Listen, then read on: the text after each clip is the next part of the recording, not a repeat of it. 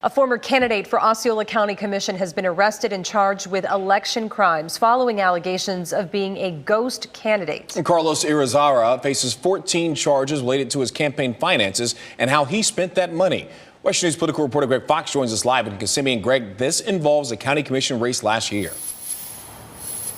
Exactly. We're talking about District 4 in Osceola County. You had two challengers going up against the incumbent Cheryl Grebe, and one of the challengers accusing the other challenger of accepting a bribe to run a bogus campaign and try to help the incumbent win.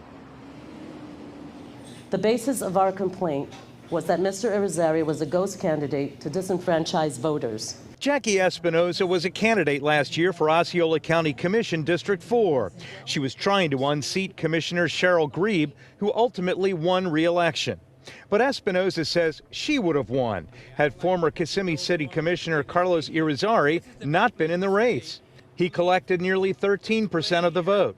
And if those predominantly Hispanic votes had gone to Espinoza, she would have won. Now, 1 year after Espinoza filed a criminal complaint alleging Irizarry was bribed to run by people who wanted Grebe to win, Irizarry is charged with 14 violations of election law. Espinoza says it proves Osceola County dirty politics are aimed at stifling Latino voices. This is about good governance. We've lost some of that. This is about ethics. We've lost some of that. And most important, it is about upholding our Constitution as well as protecting the rights and the voices of our citizens. Did anyone ever approach you for any kind of a bribe? No, sir. And did anybody send money to your campaign with the understanding that you would run a fake campaign to draw Latino votes? No. Irizarry says the allegations of a ghost campaign may have been the start of the probe, but the charges don't support that.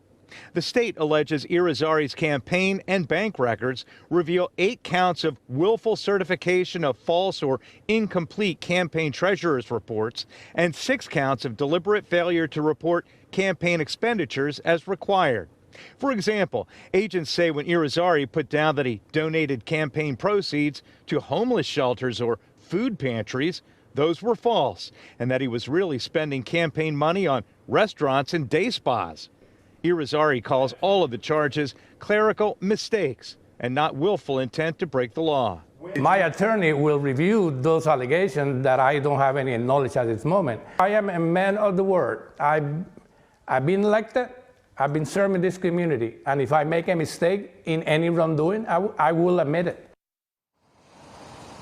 Campaign finance reports reveal that most of Irizarry's campaign cash came from a collection of companies owned by a wealthy Republican donor.